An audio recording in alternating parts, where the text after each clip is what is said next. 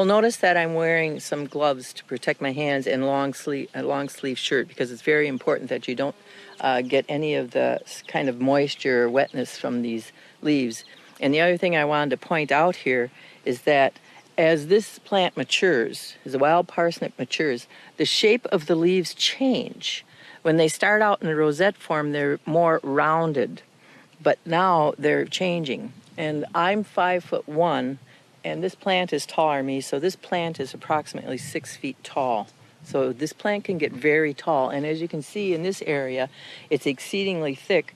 So anyone walking through this area really could succumb to the harmful effects of brushing up against.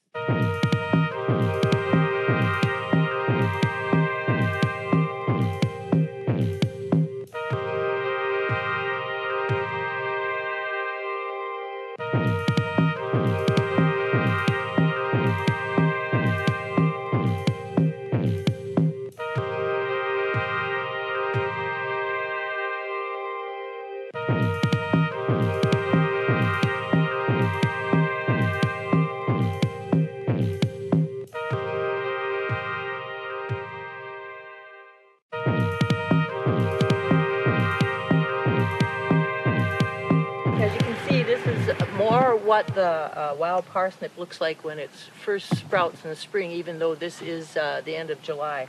This area has been cut a little bit, and it's a regrowth or coming back. But you can see that the leaves are not as sharp as they were on the previous, or the larger plants, that they're not. So it looks nice and innocent at this point, but it is not an innocent plant. See, this plant is taller, and it is at a fairly early stage of growth, and it does look nice and like it would be a really happy plant yet, but it's not going to be happy. This plant, wild parsnip plant, is about approximately 3 feet tall, and it is getting a little head on it, but this particular plant has been cut before, but it is coming back again. So you have to, if you're going to control it mechanically, you have to keep mowing them before they even get this tall, I think.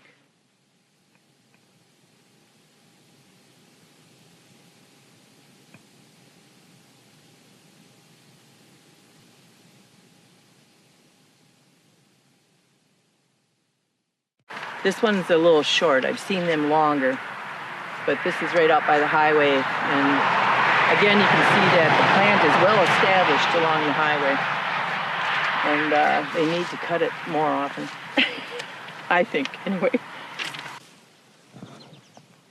So one other thing that I wanted to mention is that you can see how thick this is. So if humans go through it, they could be harmed, but if deer go through it, they can once the seeds are alive and well, because they're not seeded yet, they can carry the seeds on their coat to other areas.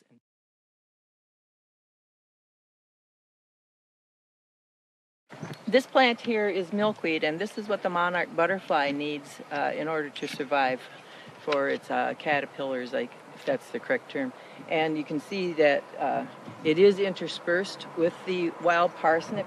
So when you try to control the wild parsnip, you may be also damaging the milkweed that the monarch butterflies need.